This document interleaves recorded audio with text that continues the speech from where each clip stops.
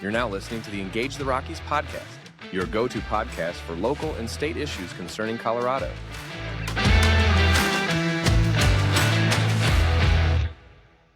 Hello, Colorado. This is the Engage the Rockies podcast weekend review for May 27th to the 31st.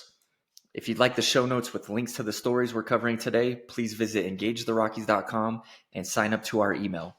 Every Friday, we'll send you a list of the articles when a new episode is released.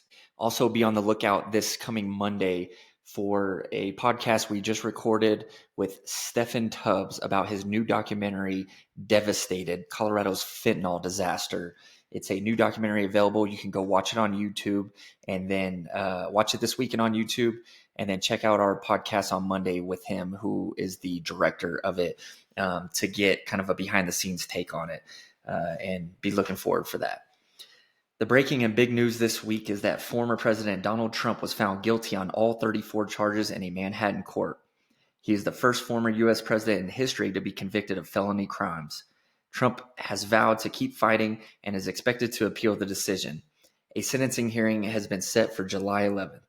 From around the state, for the past year and a half, the city of Denver has been leasing the former Denver Prep Academy building from Denver Community Church and using it as a migrant shelter. The agreement stemmed from the previous mayoral administration when former Mayor Michael Hancock's team reached out to nonprofit partners and the faith-based community to see if there were any opportunities for a partnership.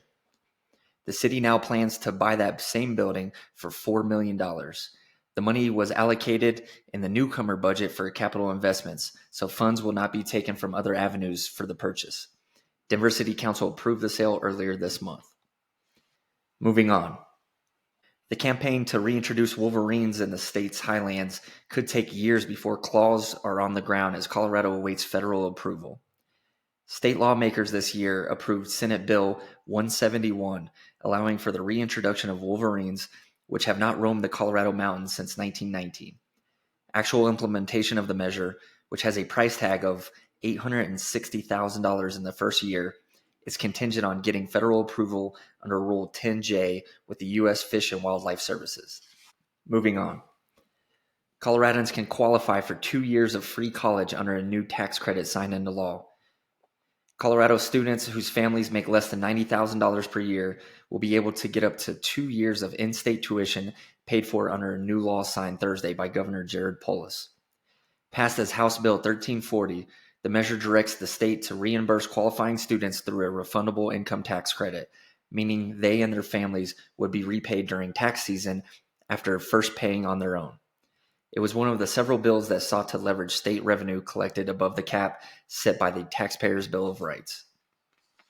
Moving on. The pilot timed entry reservation system for Rocky Mountain National Park, first imposed in 2020 during the pandemic and continued in subsequent years as a means to restrict visitor numbers during peak periods, has been adopted as permanent by the National Park Service.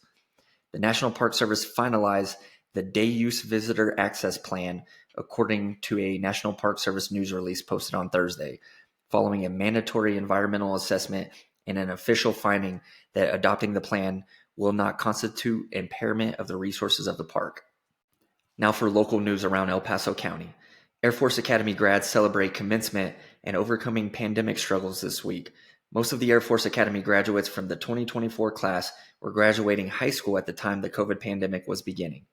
Most, if not all of the graduates, had to do their high school graduations virtually. This week, graduates got to enjoy their graduation as normal with an air show put on by the Air Force Thunderbirds demo team and a commencement speech by Vice President Kamala Harris. Moving on.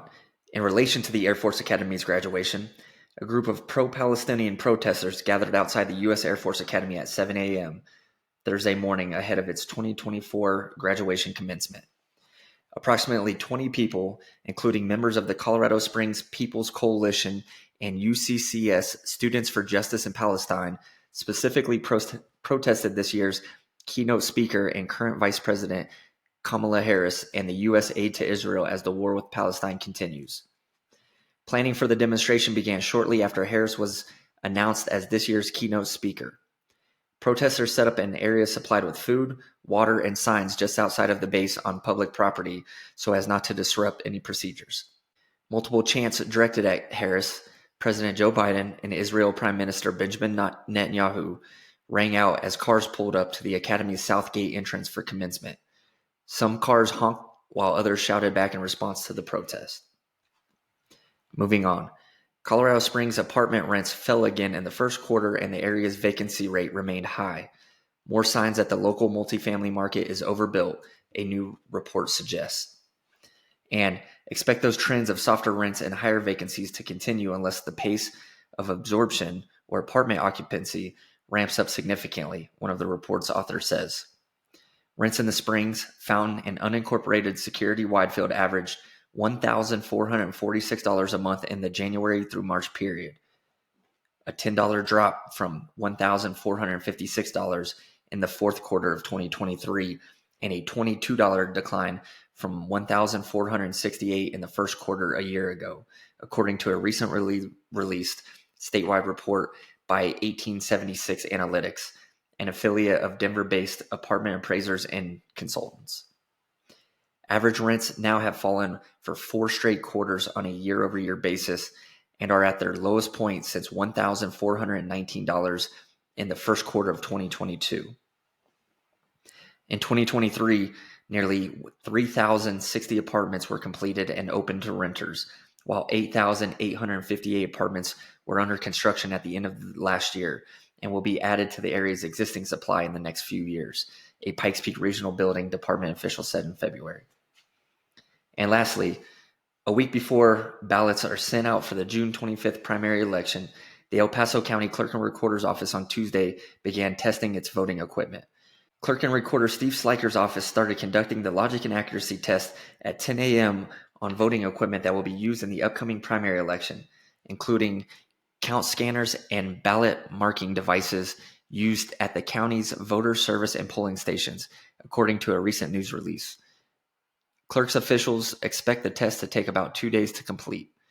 The logic and accuracy test is required by state law and is open to the public. A final integrity check requires a party balance testing board to select a sample of at least 25 blank ballots to vote as they choose. The testing board then hand tallies the ballots and checks them against the machine count after they are tabulated by scanner. The integrity check is as expansive as the testing board chooses to make it, according to the release. Those are your top stories for the week of May 27th through May 31st. Please tune in each Friday for your weekend review from Engage the Rockies. Please continue to like, share, and subscribe for more great content. If you'd like the full articles from the stories we read today, sign up to our email list at engagetherockies.com and we'll send you our show notes each week. Thank you. Thank you for listening to the Engage the Rockies podcast, your go-to podcast for local and state issues concerning Colorado.